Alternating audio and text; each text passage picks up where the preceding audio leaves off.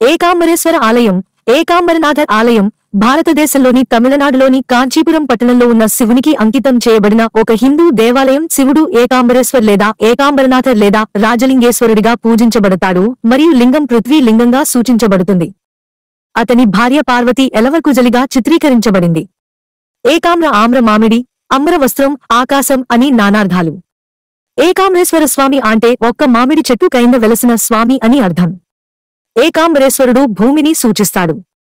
ఈ క్షేత్రం యొక్క పురాణగాథను ఆలయ ప్రవేశ ద్వారం వద్ద ఎడమ వైపున చిత్రాలలో తిలకించవచ్చు. ఈ దేవాలయంలోని ప్రధాన దైవం శివుడు.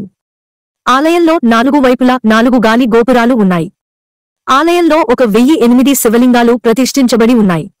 ఈ దేవాలయంలో ఉన్న 3500 సంవత్సరాల వయస్సు కల మామిడి వృక్షంలోని 4 కొమ్మలు 4 రకాల రుచిగల పళ్లు కాస్తాయి. సంతానం లేని దంపతులు ఈ చెట్టు క్రిందపడే పండు పట్టుకుని ఆ పండుని సేవిస్తే సంతానం కలుగుతుందని ఇక్కడి ప్రజల నమ్మకం. అయితే ఇంతటి ప్రాశస్త్యం కలిగిన ఈ మామిడి వృక్షం యొక్క కాండం మాత్రమే చూడగలం ప్రస్తుతం. ఈ మామిడి వృక్షం యొక్క కాండాన్ని అద్దాల పెట్టెలో ఉంచి దేవాలయంలో భద్రపరిచారు.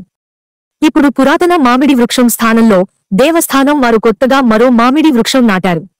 మరో ఆసక్తికరమైన విశేషం ఏమిటంటే ఈ మామిడి వృక్షం క్రింద పార్వతీ పరమేశ్వరులు, పార్వతీదేవి కుమారస్వామిని ఒడిలో కూర్చోపెట్టుకుని వధూవరులుగా దర్శనమిస్తారు. ఇక్కడే మనం తపోకామాక్షిని కూడా దర్శించవచ్చు.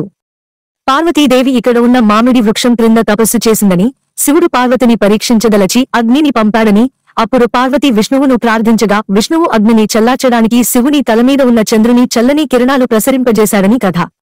తరువాత శివుడు పార్వతి మీదకు గంగను ప్రవహింపజేయగా పార్వతి గంగను ప్రార్థించి వారిద్దరు శివుడి భార్యలని చెప్పగా గంగ పార్వతికి హాని జరపలేదు. అమ్మవారి ఆలింగన స్పర్శ చేత పులకాంకితుడైన పరమేశ్వరుడు అమ్మవారికి సాక్షాత్కరించి అనుగ్రహించినట్లు స్థల పురాణము. ఇక్కడ ఉన్న విష్ణువును వామనమూర్తిగా పూజిస్తారు.